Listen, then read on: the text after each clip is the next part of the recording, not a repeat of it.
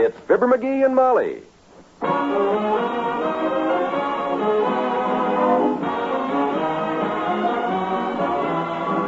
NBC and Tums bring you the Fibber McGee and Molly program, transcribed, written by Phil Leslie and directed by Max Hutta.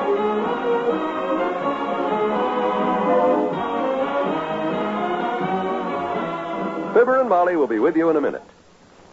When acid indigestion strikes, don't wait. Take Tums. Millions of Americans have turned to Tums for don't-wait relief from acid indigestion. People in all walks of life carry Tums for record-fast relief when some favorite food brings on acid indigestion or heartburn. Farmers in the field carry Tums for don't-wait relief. They take Tums on the spot. There's nothing to mix, no waiting. Housewives, businessmen, everybody knows there's no more convenient, safer relief from acid indigestion. Tums go to work instantly to calm churning stomach acids. Just as important, Tums stop working the moment excess acid is neutralized. There's no acid rebound, just blessed relief. Always carry Tums in your pocket or purse and enjoy the don't-wait relief of Tums. T-U-M-S, Tums for the tummy. Get handy, pleasant Tums today and eat like candy. So economical, too. Only 10 cents a roll everywhere.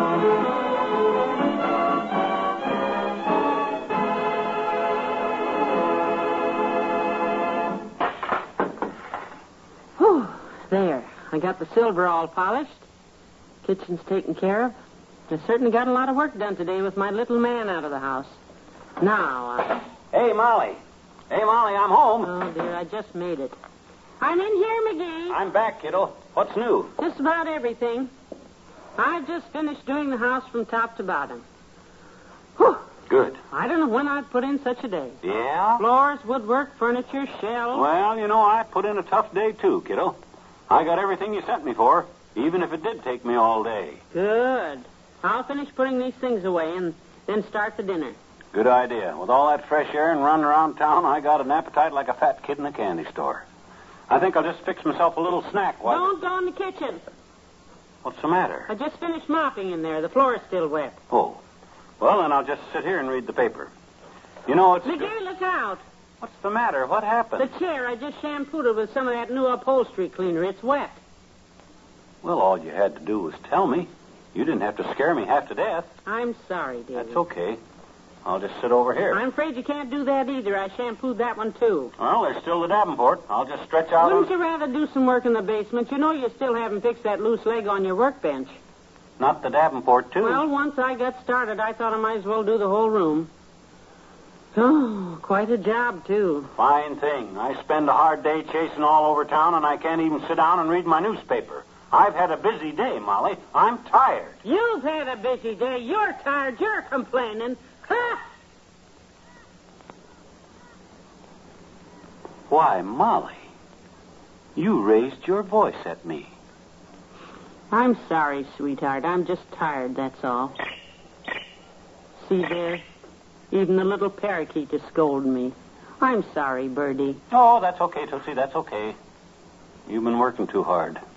You ought to take it easier. Well, there's always so much to Gee do. whiz, you never used to do half this much housework when we were first married, Molly. How could I with you following me around the house and tickling me all the time? Yeah, I forgot about that. You sure were ticklish in those days. How'd you ever get over it? I didn't. You were the one who got over it. Oh. Are you still ticklish? Now, look out, McGee. Don't be silly. You're still ticklish, huh? Now, don't. Look out. You tell him, Birdie. Make him behave. McGee, now stop it. It's good to see you laughing again. Housework must get pretty dull. You need to relax. Look, how would you like to go out to dinner tonight? To dinner? Oh, no. No. I'm awful tired, McGee. Besides, isn't this your bowling night? I saw Doc Gamble downtown, and he begged off. Said there's a medical convention in town, and he has to take one of the doctors out and show him the town. Come on, I'll take you out to dinner. Oh, no, thanks. I'm too tired. Anyhow, Walt's malt shop is always crowded at dinner time. I'm not talking about the malt shop. I was going to take you out to the sump room at the Ritz Vista. Eat in style. Maybe a little dancing. Of course, if you're too tired... What? The sump room? I'll be dressed in 20 minutes. I'll lay out your good shirt there. Oh, this is going to be fun.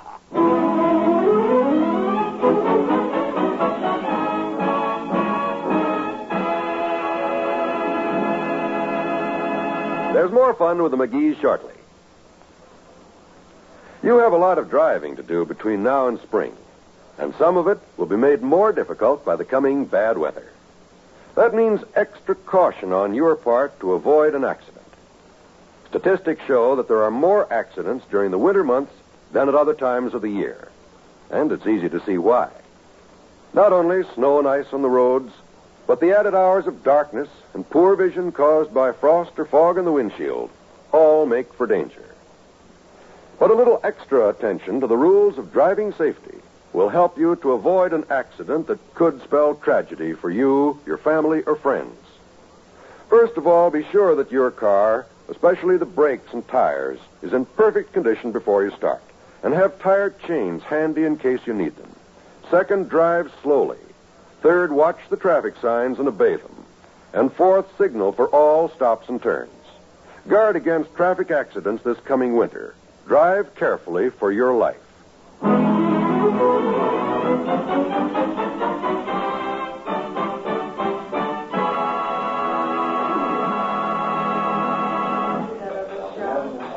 My, the sump room is just beautiful since they redecorated it, McGee. Pretty snazzy. This is all French decor, you know. How can you tell from here?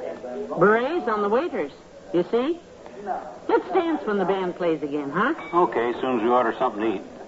See anything you like on the menu? Not yet. Frankly, this French menu sort of baffles me. Let me see that. Capon à vin blanc. Oufs Mason fromage. Boy, they sure got some dillies here. Listen to this one. Creme de menthe, M-O-U-S-S-E. What's that? Creme de menthe mousse. It's a dessert. Mousse for dessert? I've ate mousse, but I never tried it with creme de menthe on it. Must taste like a peppermint saddle. Oh, the waiter's coming. What are we going to order? I think I'll take a chance on this one here. I don't know what it is, but it don't look too hard to say. Well, I'm with you, dearie. Order the same for me, huh? Bonsoir, monsieur et madame. You wish to place the order now? Oui. Monsieur and madame wish some of this Armand Louis Bonnet de Charlie Mange. With beaucoup potatoes. N'est-ce pas? Your French is wonderful. Oui. Monsieur, I am afraid that is impossible. What's the matter? You out of potatoes? No, monsieur, no. Maybe they don't have any more Armand Louis, whatever that is. Oh, yes, madame, we have him. Mm-hmm. Well, then serve him. We're hungry. Monsieur, I would like to oblige, but that is impossible. Pourquoi? Well, Armand Louis Bonnet de Charlemagne is not a food. He is the chef. The chef? Oh, dear. Well, how did I know? He sounds delicious. What would you recommend, sir? Or, garçon? Well, if madame would like, I would recommend le Coq Napoléon et Joséphine d'Amour en vin rose. Well, that sounds great. What is it? Southern fried chicken. 2 orders of that, please. Merci, madame. Oh, this is such fun, McGee. Yep. You like this table all right? Is it okay here? Fine. I like to be near the kitchen. It's more homey. Yeah. Not too close to the orchestra. That's what I like. Last time we ate here, we sat down so close the trumpet player kept knocking his derby in my soup. We won't have that trouble this time. Oh, look, the band is going to start. I think... Can you see from here? Yeah, you hear him? Shall we dance this one while... What are you looking at? Hey, can you see that table over there by the potted palm? Kind of in behind it there? Can you see him? You mean in the corner there? Yeah. Can you make out who that is? Well, looks like a very pretty girl. Well, for goodness sakes, it's Dr. Gamble. That's him. The sly old dog.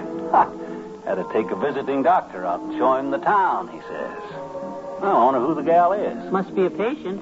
I see he's taking her pulse across the table. Come on, let's join him. Come on, But I thought we were going to dance this one. This'll be more fun than dancing. Come on. I want to see how that big moose behaves around a girl. Oh, McGee, we shouldn't butt in.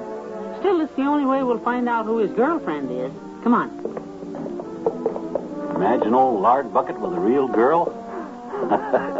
Probably some little scatterhead that talks baby talk to him. Yeah. Who's great big doctor man is who? She's pretty, all right. Telling me he couldn't bowl and entertain a visiting doctor. Ha! Boy, will I ride him. Well, Molly, look who's here. Dr. Gamble. Well, McGee. Hello, Molly. Hello, Doctor. What a nice surprise. Yeah, this is a surprise, Doctor. I understood you were busy tonight. Had to entertain a visiting doctor, Doctor. Sit down. Join us. Merci. Molly, I'd like to present my very dear friend, Dr. Grace Goddard. Doctor, this is Mrs. McGee. And Mr. McGee. Happy to know you. How do you do, I'm sure, Doctor? Doctor? Oh, lady doctor, huh? Well, I'm glad to know you, Doc. Do sit down, please. We don't want to interrupt anything. No, if you kids want to hold hands. Sit down. Okay. Dr. Goddard and I were just discussing a new method of trepanning, a frontal lobectomy technique that she's developed. Oh, yes. Yes. Could you try that again and don't drag your feet? Well, it's more of a lobotomy procedure, actually. Exploratory, diagnostic. Oh, yes. Oh, sure. Diane Ostrich. Dr. Goddard is delivering a paper on the new technique at the convention tomorrow. McGee used to deliver papers when he was a lad, didn't you, dearie? Huh? Oh, yeah. Dr. Gamble's made some suggestions. Very helpful. Thank you, Doctor. I appreciate them, Doctor. It's a pleasure, Doctor. You look quite young to be a doctor, Doctor. Thank you. She means me, Doctor. Thank you. Yeah. She means her, Doctor. Care for a cigar, Doctor? No, thank you. He means me, Doctor. Oh, excuse me, Doctor. No thanks, McGee. Have you been dancing, Doctor? No, just talking shop. Oh, excuse me, Doctor. She means you, Doctor. I meant both of you, Doctor. McGee and I started to dance, but we thought it'd be more fun to join you two. Yeah, well, we'll dance now, though, if you'll excuse us, Doctor. You too, Doctor. Well, come on, Doctor. Molly. Yeah, go right ahead. We'll see you later. Brother, some romantic character he is. Mm-hmm. I might have known when Doc had a date he'd pick some gal he could talk the fracture business with. My goodness, a real lady doctor. So pretty, too. Boy, what a Romeo. He's got about as much romance as a sack of turnips. Takes a good-looking girl out on a date, and what does he talk about? Wait a minute. Look, can you see them? He's taking her pulse again. Yeah, once a doctor, always a... First time I ever saw him take anybody's pulse with both hands. Oh, will you look at it? Hey, she must have something in her eye. Doc's leaning over her like he's trying Come to... on, sweetheart, let's dance. Oh, let's...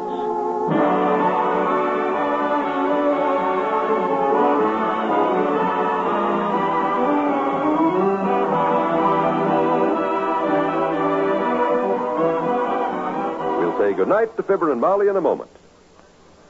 Here's a reminder about some of the wonderful entertainment that's yours for the listening each Wednesday evening on the NBC Radio Network. There's comedy for everyone when you set your dial to NBC for such stellar broadcasts as You Bet Your Life with Groucho Marx and The Great Gildersleeve starring Willard Waterman. Gildersleeve is the water commissioner of Summerfield, and he's always managing to get himself into hot water with Bertie, Leroy, and the Jolly Boys.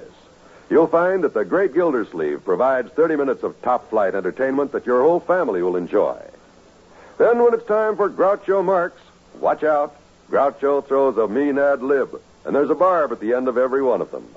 Listen and laugh as this Marx man trades quips with his contestants from the studio audience. It's a ride of fun from top to bottom when Groucho Marx plays You Bet Your Life.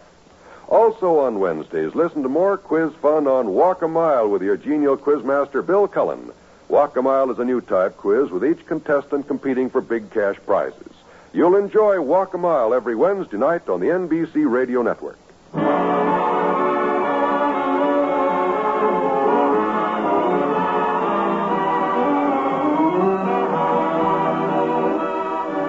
My, that was a nice evening, McGee. Yeah. We ought to do this oftener. I'd like to go there for dinner about once a week. How much was the check? $17. Make it once a year. Yeah. Good night. Good night, all.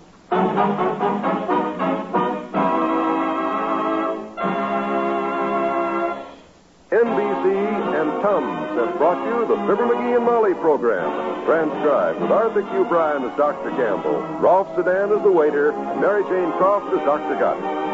This is John Wald inviting you to be with us again tomorrow night for another visit with Fibber McGee and Molly.